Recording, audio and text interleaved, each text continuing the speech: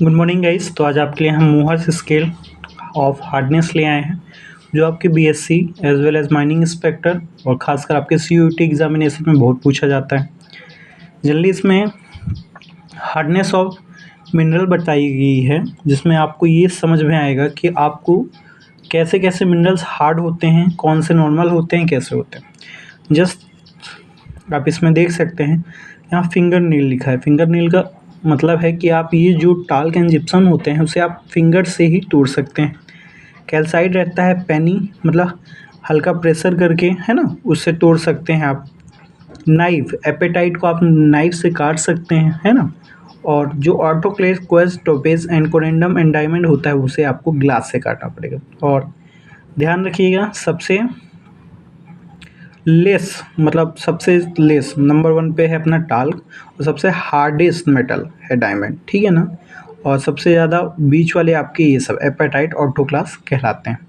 तो Mohr's scale of hardness में उन्होंने ये समझाया था कि आपके कैसे कैसे आपके मिनरल्स होते हैं, कि वो कितने हार्ड बेस होते हैं, हार्डनेस होती है उनमें, कैसे वो काम करते हैं, और उनकी डेंसिटी क्या रहती है ना।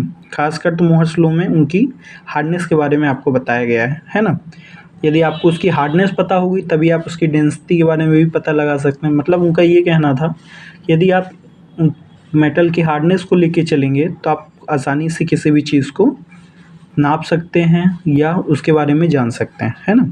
तो मोहर्स स्केल है, आइए देखते हैं मोहर्स स्केल, ठीक है ना। फर्स्ट है आपका टाल्क, है ना। पहला है टाल्क, जो कि आपका किससे है,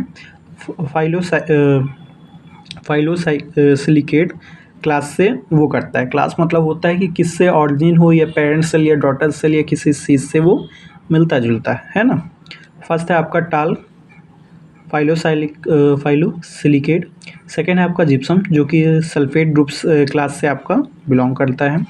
और याद रखिएगा, सबसे लेस हार्डनेस किसकी है आपकी, सबसे कम टाल्क की, और सबसे ज़्यादा किसकी, डायमंड की, है ना।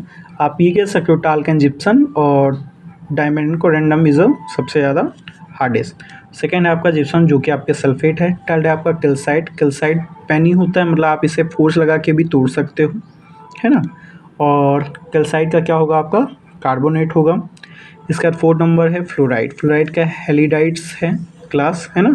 5 नंबर है एपेटाइट। एपेटाइट को आप ऐसा है कि आप एक नाइफ की मदद से उसे काट सकते हो, जैसे आप सोडियम को काट सकते हो अपना, सोडियम, ये सोडियम को भी आप खा सकते हो। एपेटाइट किसका क्लास में है, फॉस्फेट का।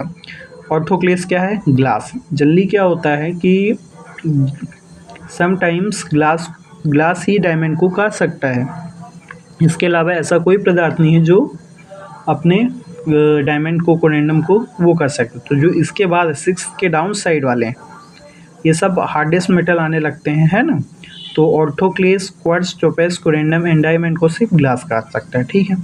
6 नंबर ऑर्थोक्लेस। ऑर्थोक्लेस का है टेक्टोसाइक्लेट, है ना क्लास। ध्यान रखिएगा, कई बार ऐसा होता है कि पूछ लेता है कि the mineral diamond which class is belong to, है ना। तो आपको पता होना चाहिए कि नेटिव एलिमेंट्स क्लास से वो बिलोंग करता है, या ऑरिजिन पूछ लेगा, ठीक है। और याद रखिएगा, डायमंड और कोरेंडम डायमंड की जो खदान होती है उसे हम किम्बरलाइट कहते हैं। क्या कहते हैं, किम्बरलाइट, है ना। उसे आप ध्यान रखिएगा,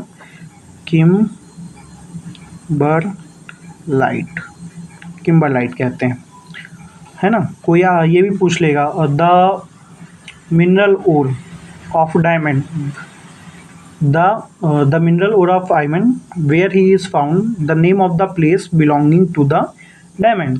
आप चाहे इंडिया की हो, चाहे आपकी साउथ अफ्रीका की हो, या कहाँ भी डायमंड आपका मिलता है, लेकिन आपको यही होना चाहिए कि कहाँ मिलता है डायमंड, किम्बरलाइट खदान में आपको मिलता है, ठीक है। तो क्वार्ट्ज का भी टेक्टोसाइक्लेट होता है 7 नंबर पे। 8 नंबर पे टोपेज है, जिसका नियोसोसाइक्लेट होता है।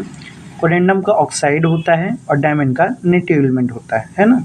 तो ये आई होप आप समझ लिए होंगे। लेकिन आपको जल्दी जो ये मैं शॉर्ट्स वीडियो आपके लिए बना रहा हूँ, ये आपका माइनिंग इंस्पेक्टर और ख़ासकर सीयूईटी इंट्रेंस एग्ज़ाम के लिए बहुत यूज़फुल है। मैं पूरा टॉपिक लेके नहीं चल रहा, मैं मेन टॉपिक ही लेके चल रहा हूँ, जिससे आपकी भी प्रिपरेशन होती रहे और मेरी भी होती रहे। I hope you like the video. Please like, subscribe and share it. Thank you.